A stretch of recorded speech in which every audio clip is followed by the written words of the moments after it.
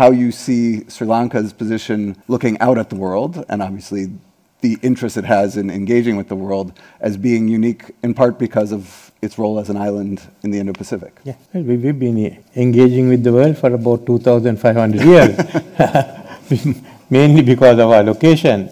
Some time back, a person asked me whether we are pro-Indian or pro-Chinese. So I said, definitely I am not pro-Indian. And I added by saying, I am also not pro-Chinese.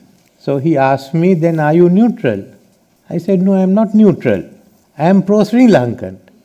And that's what a lot of people don't understand, that today our priorities are not the same as that of the big powers and others in the region. Whether it be the Indian Ocean or whether it be the South Pacific Islands, our priorities are different. Economic, social, ecological.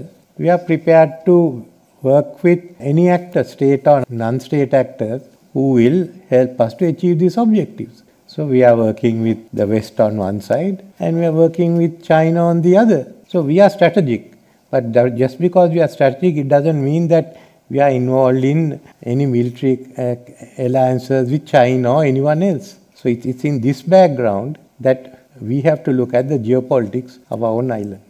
In Colombo, what are you trying to accomplish in the region for Sri Lanka? What we are trying to do in Sri Lanka is for the country to develop. For the purpose of developing today, there are many options available. So we are taking follow. I mean, basically, China has come up with its maritime Silk Route, and there has been assistance given everywhere. Then India is now coming up with Saga. Before both of them, Japan still has the best network for foreign assistance. So we want to use that and develop the country. That's all that we are trying to do.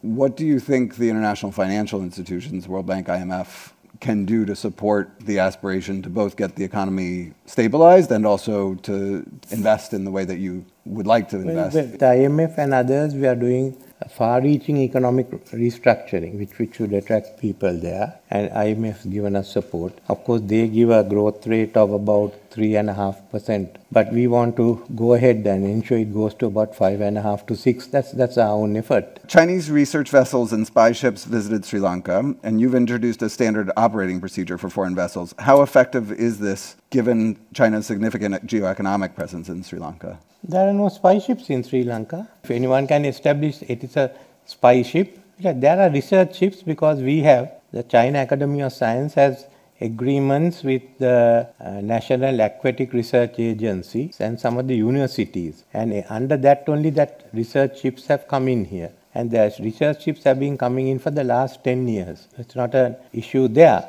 But as far as the ships are concerned, there was a question raised by one of the countries whether it can be used for spying. We don't know, I don't know that. So that's the standing operating procedure was set by the Sri Lankan Navy. Recently, we had discussions with India and we've now we've taken on all the amendments. So any ships that come in now are according to an operation procedure which we have done together with India. So I can't see any ship that's a threat coming in through that operating procedure.